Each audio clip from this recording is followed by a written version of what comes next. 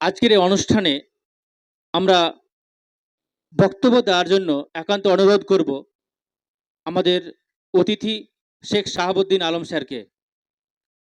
তাকে অনুরোধ করব আজকের এই দিনে এই অনুষ্ঠানে সারা স্মার্ট কোচিং সেন্টারের তরফ থেকে তাকে অতিথি হিসাবে অংশগ্রহণ করার অনুরোধ করেছিল, সে সেটা গ্রহণ করেছে। তাকে অনুরোধ করবে একটি বক্তব্য দেওয়ার জন্য। স্যার, আপনি আসবেন এবং কিছু বক্তব্য দেবেন।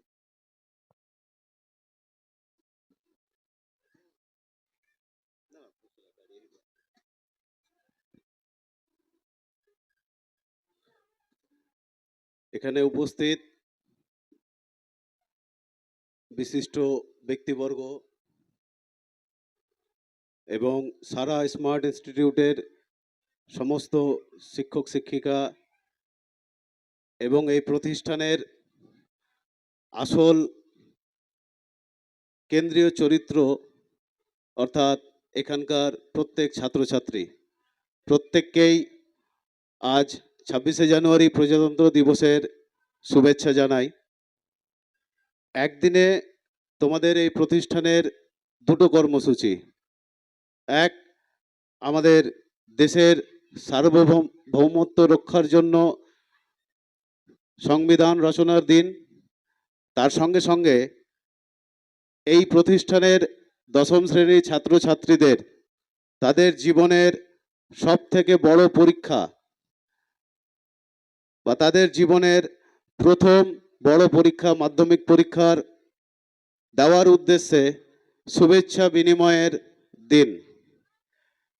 আমি এই প্রতিষ্ঠানের পক্ষ থেকে একজন শিক্ষানুরাগী ব্যক্তি হিসাবে এবং ভারতের একজন নাগরিক হিসাবে তোমাদের কাছে, যারা দশম শ্রেণীর বিদায়ী ছাত্রছাত্রী, তোমাদের কাছে এটা প্রথম যে অনুরোধটা আমি রাখবো, তোমরা এতদিন ধরে পড়াশোনা করার পরে, মাধ্যমিক পরীক্ষা দেওয়ার পরে হায়ার এডুকেশনের সেকেন্ড স্টেজে পৌঁছাবে। এতদিন যা শিখেছো, আগামীতে যা শিখবে, আমাদের সেই শিক্ষার প্রধান মূল মন্ত্র হওয়া উচিত যে আমরা শুধুমাত্র পুঁথিগত শিক্ষায় শিক্ষিত না হয়ে যেন সুশিক্ষিত হয়। আমরা সবার আগে স্টার পাওয়া, লেটার মার্কস পাওয়া ছাত্রছাত্রী হব তো নিশ্চয়ই, তার সঙ্গে সঙ্গে কর্মক্ষেত্রে নিজেদের জয়ধ্বনি গাইব, সেটাও অবশ্যই, কিন্তু তার আগেও আমাদের কিন্তু মানুষের মতো মানুষ হতে শিখতে হবে। আমি অল্প জীবনের শিক্ষকতার অভিজ্ঞতা থেকে বলছি, পড়াশোনা বা এই মাধ্যমিক উচ্চ মাধ্যমিক পরীক্ষার নাম্বার, এই সমস্ত কিছু কিন্তু একটা সময়ে গিয়ে কার্যকরী আর মনে হয় না। আমাদের জীবনটাকে শিক্ষার উপর দিয়ে সফল করতে হলে আমাদের প্রকৃত শিক্ষায় শিক্ষিত হতে হবে। পড়াশোনা শুধুমাত্র বই খাতায় করলে হবে না, পড়াশোনার সারমর্ম বুঝে পড়াকে শিখতে হবে আমাদের। যদি আমরা সেটা না করতে পারি, তাহলে আমাদের কর্মজীবন হোক, ব্যক্তিগত জীবন হোক, আমাদের আচার আচরণ হোক, আমরা কিন্তু শিক্ষার আসল উদ্দেশ্যটা সাফল্যমণ্ডিত করতে পারবো না। তাই মাধ্যমিকের মতো একটা পরীক্ষা, তোমরা এতদিন স্কুলে নিজেদের সারা বছরের খাটনির উপরে পরীক্ষাগুলো দিয়ে এসছো। প্রথমবার হয়তো অন্য কোনো স্থানে গিয়ে পরীক্ষাগুলো দেবে। সবসময় তোমাদের কনফিডেন্ট থাকতে হবে, তবে ওভার কনফিডেন্ট থাকা চলবে না। কোনো একটা পরীক্ষা বা প্রথম দিকে একটা পরীক্ষায় কিছু অংশ খারাপ হলেও পরে পরীক্ষার জন্য মাইন্ড সেট আপ নেগেটিভ করলে চলবে না। আমাদেরকে প্রত্যেকটা পরীক্ষার প্রত্যেকটা রুটিন অনুযায়ী প্রতিদিন আমাদের নতুন নতুন করে তৈরি হতে হবে নিজের সেরাটা দেওয়ার জন্য।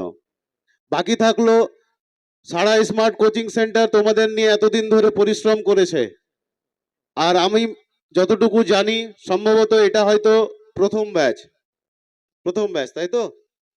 তাই এতগুলো স্যার বা ম্যাডামরা যে উদ্দেশ্য নিয়ে তোমাদের সঙ্গে নিয়ে একটা প্রতিষ্ঠান শুরু করেছেন, সেই প্রতিষ্ঠানের সফলতার প্রথম সিঁড়ি কিন্তু তোমরা। তাই শুধুমাত্র নিজেদের জন্য না, এই সমস্ত স্যারদের ম্যাডামদের যাদেরই দেখছি, প্রত্যেকের চোখে কিন্তু একটা চাহনি আছে যে আমাদের এবং ছাত্রছাত্রীদের যৌথ প্রচেষ্টা বা পরিশ্রম এতদিন ধরে যে আমরা করে আসলাম, সেটার যেন সুফল আমরা পাই। সারা স্মার্ট কোচিং সেন্টার প্রথম বছরেই যেন একটা চমকপ্রদ একটা রেজাল্ট করতে পারে, প্রথম বছরে এলাকায় একটা সাড়া ফেলতে পারে।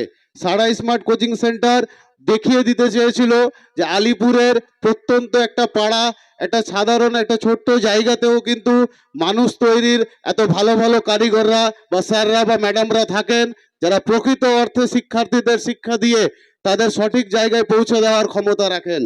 তাই স্যারদের ম্যাডামদের মান সম্মান রক্ষা সবার উপরে। আমাদের যারা আসল হিরো, আমাদের বাবা মা, তাদের যে তোমাদের নিয়ে ছোট ছোট কিছু স্বপ্ন রয়েছে, সেই স্বপ্ন পূরণেরও প্রথম ধাপ কিন্তু এই মাধ্যমিক পরীক্ষা। যারা নিজে অনাহারে থেকে, নিজে পেটের খাওয়ার কমিয়ে, নিজে কষ্ট সহ্য করে, নিজের ওষুধ না কিনে তোমাদের এই মাধ্যমিক পরীক্ষার জন্য একটা ইনস্টিটিউটে পড়িয়ে, তোমাদের সামনে মাধ্যমিকে তোমাদের যাতায়াতে যেন সুবিধা হয় সেটার জন্য গাড়ি ভাড়া করে দিয়ে, তোমাদের বাবা মারা হয়তো অনেক সময় মালদা গেলে, তার থেকেও বেশি দূরে গেলেও হয়তো ট্রেনের জেনারেল টিকিট কেটে চলে যান, বাসে হয়তো 50 টাকা ভাড়া দিয়ে চলে যান। কিন্তু আমার মনে হয় এখানে যে সমস্ত ছেলেমেয়েরা মাধ্যমিক দেবে প্রত্যেকের জন্য কিন্তু গাড়ি রিজার্ভ করা হয়েছে। সেটার জন্য হয়তো বাস্তব কথা বলছি, আমাদের অনেকের মায়েরা কয়েক মাসের বিড়ির যে টাকা পাউনে পায় সেটা জমিয়ে রেখেছিল, অনেকের বাবেরা নিজেদের পকেট মানি বাঁচিয়ে রেখেছিল যে 2 মাস পরে আমাদের ছেলের বা আমার ছেলের, আমার মেয়ের মাধ্যমিক পরীক্ষা, আমাকে গাড়ি ভাড়াটা জোগাড় করতে হবে। তোমাদের হয়তো নতুন ড্রেস কিনে দেওয়া হয় মাধ্যমিকের আগে।